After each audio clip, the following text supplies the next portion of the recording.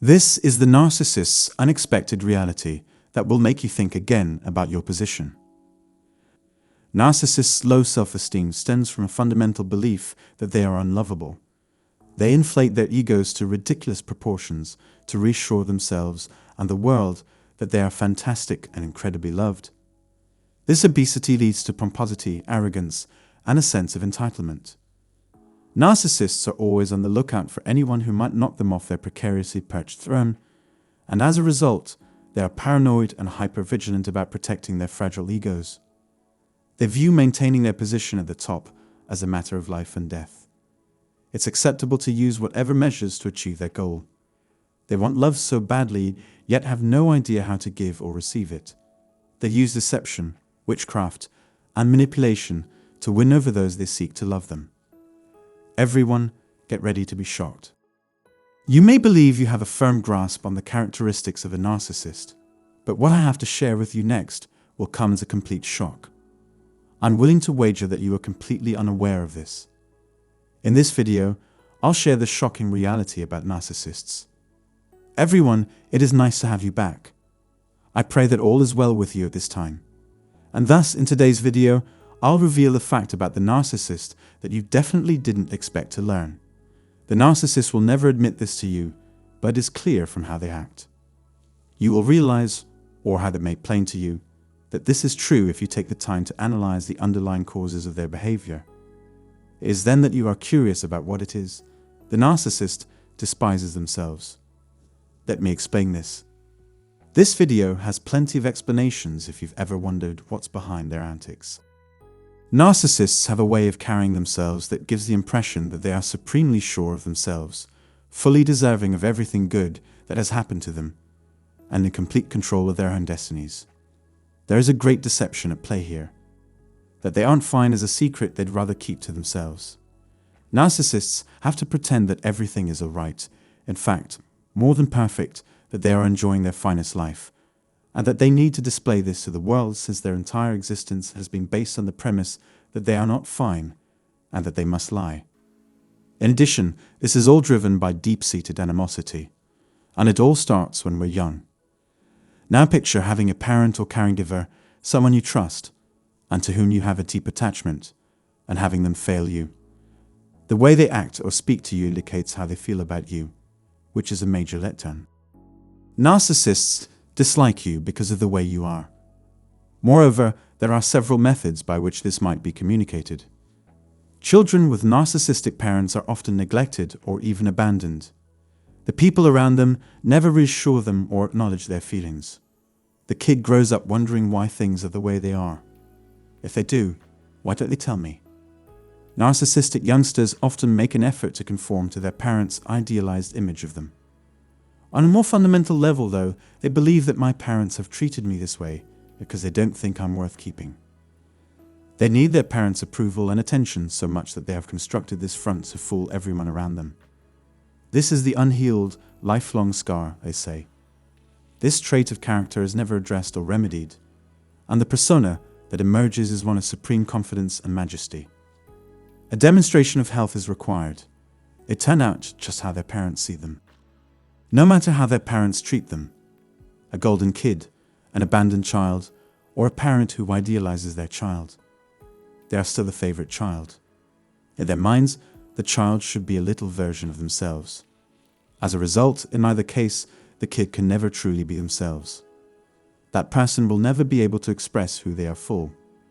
Narcissists, on the other hand, don't know who they are and don't have an identity because they spend so much time cultivating a false persona of superiority and confidence at the expense of their true, authentic selves. As a result, people continue to mimic as adults since that is what they did as kids. Thus, their whole behavior results from their upbringing and development from infancy to maturity. So, they are who they keep being because of their reoccurring patterns of behavior. For this reason, narcissists hold you in such high esteem and consider you the epitome of perfection. Because this is how they behaved toward their parents when they were young, and they hope it will help them achieve the same level of acceptance and adoration from you.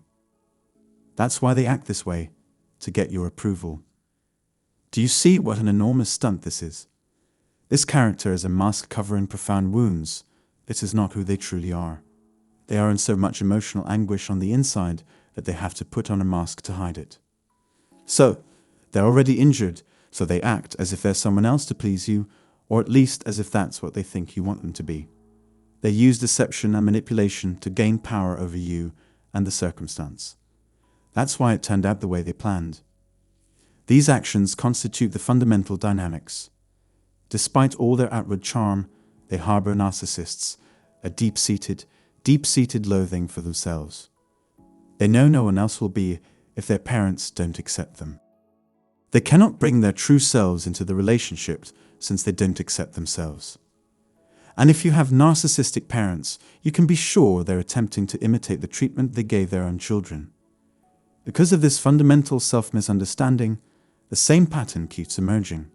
In other words, when someone lies to you or uses gaslighting techniques, they are just trying to convince themselves that they are right and that everything they do is fine. Narcissists have a fantastic front because they don't know how to handle themselves, so they act like everyone else. They act this way because conformity is important to them. As a result, they attempt to conform. This is because they want social approval. They need to feel like they belong somewhere. The people who hold this view believe they have been excluded from the mainstream. They are aware that everything is not well with them on some level, but they continue to put on a brave face. Basically, they're doing it all. They make an effort to blend in because they want social acceptance. They look for confirmation that they are right. They have a large social circle because of the significance of these emotions to them. They maintain extensive relationships with many individuals. They require this because knowing that they have pals who embrace them provides a much-needed sense of validation. And without it, people experience feelings of isolation. You can't just leave them alone and expect them to figure things out on their own, because you know that deep down, there's remorse and shame, and all of this that's keeping up this inflated sense of self-importance. The reason inside they're thinking something like, I guess I'll have to put on a guise for a while. If I don't act differently, no one will like me. If I don't change, everyone will find out the truth about me. Can you understand how their outlook and social interactions are harmful to themselves and those around them? Never assume a narcissist is somebody who they say they are. There's this huge Britain, this enormous facade that makes us think they're better off without you. They were always afraid of losing you. They had no intention of ever getting rid of you. All along, they hoped you'd take their words at face value and stick around. The feeling of being abandoned is deeply upsetting to them. Because it makes them feel better, they adopt a false identity. They make up this persona because they are insecure about their own identity and want you to accept them as if they were fully formed. They're only a human half. One contributor is the person's own self-loathing and ugliness, and another is this. They put on an air of self-assurance in front of others because they fear being judged negatively if they admit they are struggling within. They'd rather keep their pain, their vulnerability, and their overwhelming range of feelings to themselves. They are depressed and anxious, but don't want others to know it. They are reluctant to do so since doing so would expose their frailties, and they would rather not do so. They won't demonstrate that. They don't want to feel helpless, and weakness is one of the reasons why. They are doing this because they are aware that something is wrong on the inside, and they need to prove that they are strong and capable. Furthermore, they are exposed the second they let on to others that everything is not fine. And keep in mind that a narcissist would never help out a stranger. So that's the surprising reality. I'm willing to wager that you weren't truly aware of it. Narcissists have a deep-seated, irrational hatred for themselves. This narcissistic character trait cannot be altered, which is a great sadness. This is the story they tell themselves and their conviction about themselves, and it's why they keep displaying these harmful, counterproductive actions. If you examine their actions, you'll find that self-hatred is the driving force behind their bad habits. The fact that many others are accompanying them. The reason is that they feel so much animosity toward themselves. A sense of purpose is essential for them. The truth would be too detrimental to them, so they have to lie to you instead.